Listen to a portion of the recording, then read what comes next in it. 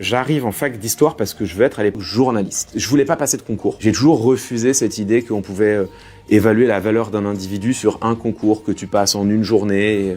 Et si par malheur, t'avais mal digéré ton petit-déj du matin, tu foires ta rédaction et c'est terminé, ça détermine toute ta vie. Moi, c'est quelque chose qui me convenait pas. En tout cas, j'ai pas voulu me soumettre à ça. Dès que j'arrive à l'université, j'ai une rencontre tout de suite avec l'enseignement, l'étude universitaire, avec la recherche quelque part, puisque la spécificité de l'étude de l'histoire en université en France, c'est que tu es tout de suite formé à la recherche. Très vite, je me dis, je vais faire de la recherche. J'aimerais ne pas quitter ces salles de classe pour y enseigner plus tard. Sauf qu'à l'époque, j'étais en histoire Sciences Po quand même déjà tout de suite, et moi je me voyais plutôt faire de la recherche en sciences politiques. C'était ce qui était dans la droite lignée de ce pourquoi j'étais là. Et l'histoire médiévale, c'est vraiment une rencontre avec un prof qui a été particulièrement éloquent. Mais ce qui est intéressant, c'est que dans tout ça, le rapport au verbe, il était encore pour moi très inconscient. Je savais que j'avais une forme d'aisance, je sais pas si c'est le bon mot, mais en tout cas une forme de sensibilité aux mots et au langage. Et en fait, j'ai mis très longtemps avant de comprendre que ce qui me fascinait, c'était vraiment le verbe, la parole, la prise de parole. En fait, à cette époque-là, la rhétorique n'est pas du tout populaire comme discipline,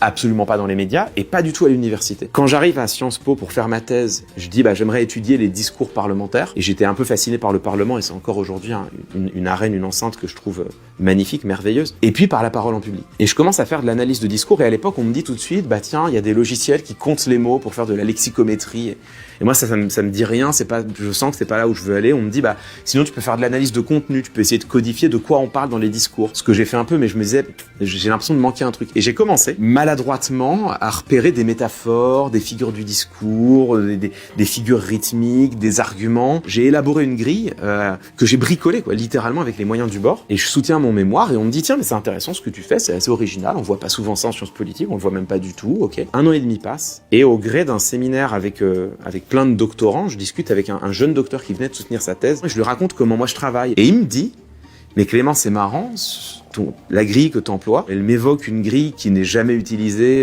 et pourtant elle est importante, c'est la grille d'analyse rhétorique. Il prononce le mot, et le truc me frappe vraiment en plein cœur, Je me dis, mais en fait c'est ça que je fais, sans le savoir. C'est-à-dire que la rhétorique était tellement peu populaire, qu'il faut que ce soit quelqu'un qui, comme moi, était complètement en marge de ce qui était à la mode à l'époque, qui me disent, mais ça me rappelle un peu la rhétorique, pour que ça me choque, en me disant, mais oui, en fait, je fais depuis tout ce temps de la rhétorique sans le savoir. Et c'est à partir de là que j'ai lu à peu près tout ce qui s'était écrit, et que, en effet, la rhétorique est devenue ma deuxième discipline.